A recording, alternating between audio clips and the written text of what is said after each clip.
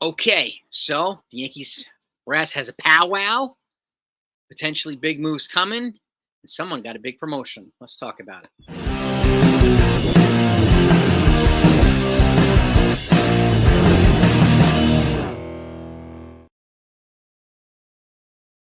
Hope you're doing well. So let me get this out of the way. I want to congratulate Rachel Balkovec.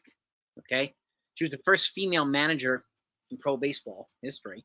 Affiliated with the Yankees, she managed the low-A Tampa Tarpons. She also took part in managing Jason Dominguez. And I remember the video when she announced that he was going up to high A or double A or something like that. I remember that. That was pretty cool.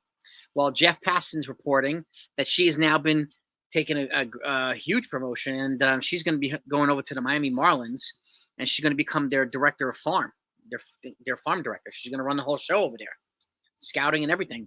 Again, this is Jeff Passan reporting on ESPN, so I want to offer a congratulations to Rachel Balkovec, and best of luck to you, and thank you for what you've done with the Yankees. So, Kim Ng was the GM over there, the first GM in baseball history and MLB history, female, and she kind of blazed the trail for opportunities like this for Rachel Balkovec. So maybe she'll get to move up in the system. Maybe she'll take part at the major league level sooner than later as well. So congratulations to her, and that's really great. If you haven't seen my short this morning, I reported that the Yankees had a powwow, right? And their top brass has kind of narrowed down their searches. And it sounds as if Dylan Cease is priority number one. But they're happy to settle for Blake Snell. Now, there are other names available out there as well. The prices on these two are being, they're pretty high. So, but there's some other things that, there's some other factors that can clog up or have been clogging up the free agent market, have been clogging up the trade market. And I want to read this to you. So, and this might give you a little bit more insight in terms of the TV deals that we've been hearing about. So more stuff is going to come out. So be sure to sub to this channel if you haven't subbed yet, and hit the notification button too. That way, if you do that, you'll get everything and you'll be at the front of the line when it comes in. So I thank you very much for that. So this is the brief explainer. Diamond, I'm reading this verbatim. The operator of Bally Sports held the TV rights to 14 clubs heading into 2023. The company stopped making payments to two other clubs, the Arizona Diamondbacks and the San Diego Padres, during this past season. Diamond's agreement with the Minnesota Twins expired after the season. The company still has 11 clubs under contract for 2024. The 11 teams are the Los Angeles Angels, the Milwaukee Brewers, the Braves, the Cardinals, the Guardians, Marlins, Texas Rangers, Tampa Bay Rays, Reds, Royals, and Detroit Tigers. Okay, but on this list, Diamond's apparently considering actually dropping the Guardians and the Texas Rangers. That's why it's not been, we're not getting much clarity now, and this could be clogging up the free agent pursuit for like a Jordan Montgomery for the Texas Rangers, trade pursuits for the Indians in terms of Class A, in terms of Shane Bieber. So we just don't know. This is revenue that won't be coming into each team, making it more difficult for them to make moves. So maybe GMs are waiting for these types of things to be resolved before trading and paying high free agent prices. So, and in addition, the Colorado Rockies don't yet have a TV home for 2024. So I don't know what people are going to do there. With Warner Brothers Discovery leaving the RSN business, part of the Seattle Mariners cost cutting this winter is believed to have been related to their own TV issues as well. So there's a lot of teams being affected by these TV deals or lack thereof. And again, this could be a reason why the free agent market and the trade market for pitchers is so slow. So it's not only the Yankees that are sitting and waiting around. It's a lot of teams who are sitting and waiting around. Even the teams who want to trade their players are sitting around. Okay. It could also be a reason why the asking prices are so high, because if they do trade these assets, they're going to want a lot of folks in return. Okay. But some of the asking prices are crazy high. And this is another reason why the Baltimore Orioles haven't traded for Dylan Cease yet. And they could offer the best package, yes. But they asked for, the White Sox asked for Jackson Holliday. Okay, he's the number one prospect of all of baseball. He's already up in AAA. So, and he was drafted last year. So, I'm not surprised why the Orioles said no. They are cheap in free agency. So, if anything, I could see them trading for a Cease if they can come to some kind of compromise, or the Marlins or somebody like that. LUZARDO to the Orioles or something like that. And LUZARDO has injury history of his own. So he had Tommy John in 2016. He's had rotator cuff. He's had shoulder. He's had lat problems that haven't been talked about. So I'm not surprised why the Marlins want a high prospect package and they want to offload him or not to, or not, hesitant to offload him.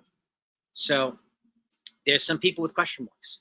Okay. So, and the asking price for the Yankees right now, it's currently been Spencer Jones and either Chase Hampton and Will Warren and more. For Dylan Cease, I'm going to say no. Okay. But if they're going to hold on to that, then I'm going to ask for Luis Robert in return. You want us to give up that much? You're going to give us, we need you to give us Luis Robert or no deal and trade for someone else. So, but the Yankees are holding strong in their position. The White Sox are holding strong in theirs.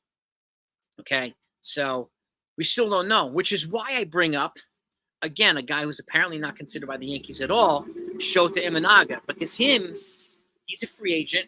Okay, he's got to be, he has to make a decision in 2 days as to what team he's going to go play for, or he has to go back to Japan for a whole nother year.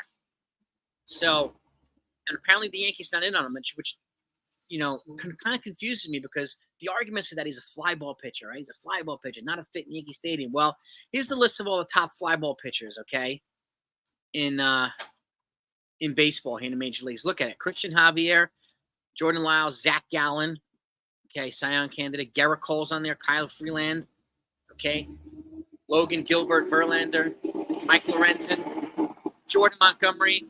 So, we're talking about guys that the Yankees have or that Yankee fans want them to get, right? They're all on this list. And there's another list that has Nestor Cortez number 2 on it as a percentage of fly ball. So the Yankees have a lot of fly ball guys. But Matt Blake does a good job at keeping the fly balls, or has gotten better at keeping the fly balls in the stadium, which is why I'm not so concerned with like a Shota Imanaga. I wish they would consider it because he would not clog up their ability to sign a free agent and trade for one because he would make so much less than Jordan Montgomery, so much less than Blake Snell. Okay. And probably, a little more than half of what these guys would make. That matters. But apparently they're not considering him. He kept the World Baseball Classic. He kept Team USA at bay. Okay. He's got a phenomenal strikeout to walk rate. And he struck out. Look at his strikeouts compared to Yoshinobu Yamamoto. He had more than Yamamoto this year. So, and I understand, low walks and high strikeouts. That means you have good control. It means you put the ball over the plate. It makes it more hittable. I get that. As a former baseball player, that's obvious. But that said, Nestor Cortez has good control. Garrett Cole has good control. So the Yankees have done a good job at minimizing this type of stuff or getting better at it. Cole had a home run problem in 2022. Didn't really have one in 2023, so he got better at it. And I would have the same confidence with a guy like Shota Imanaga. And I wouldn't be using the fly ball rate as the main argument when you have all these other guys who they already have at the top of the list for fly ball rates. To me, it's a pointless argument. So, but apparently he's not being considered. So the Giants, the Cubs seem to be mostly the Cubs now because it sounds like the Giants, now they have Robbie Ray, might not be investing in another pitcher. The Red Sox still on a cost-cutting mode. So we don't know what's going to happen there. I know the Red Sox fans want them to bring in Jorge Soler, but they haven't shown an interest in bringing any free agent players on a more than a 2-year deal. They could probably get Soler for 2 years. But that said, too, let me know what your thoughts are on the Shota Imanaga. And factor in this argument now, this fly ball rate, and what the list you just said. And I'll attach this list down below so you could read it for yourself and see. Okay, you can see all the guys that we have are on the list. Guys that we want are on the list, but we for some reason don't want to Shota Imanaga because of the fly ball rate and the home runs. All these other guys have given up lots of home runs too.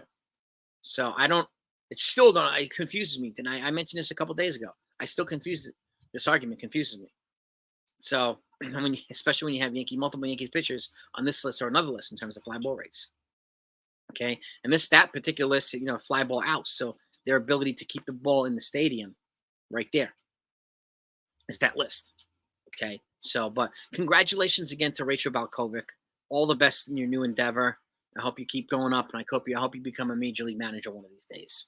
And let me know what your thoughts are on the powwow. Who the Yankees are prioritizing as of right now. It sounds like Cease number 1, Snell number 2. Beyond that, I know they want to trade for Burns, but I don't know if the Brewers are putting him on the block or not because they feel like they might want to contend this year or they can contend. But the Yankees have what they need: middle infield help, just like the White Sox. They have middle infielders. They need help there. Marlins, They have the same position players. And there's a reason why Brian Cashman's stockpiling all these infielders to make room to trade some of these guys, whether it be the guys they just recently brought in or guys like Oswald Peraza who have been here, who have extra options now, who become more attractive in trades. They have a lot of flexibility. The roster's full, and he's going to be making moves. Okay, so again, the other weak argument is the Yankees aren't doing anything. They stopped doing anything beyond SOTO, which is a total lie. Okay, they've done, if you look at the list of the teams that have been the busiest, it's been the Yankees and the Dodgers. Okay, not sexy moves. And again, I've said this, they don't need to be sexy moves, but they're impactful moves. Just like the Clay Holmes trade wasn't a sexy trade, very impactful. Okay, oh, and one little piece of news for you too. The Mets are looking to bring in Wandy Peralta. Apparently they're in discussions with him. I don't know how far it's gotten. Nothing's official yet, but that's what else I got for you. Anything else that comes out today, you know you're going to get it here. Have a good day. See you later.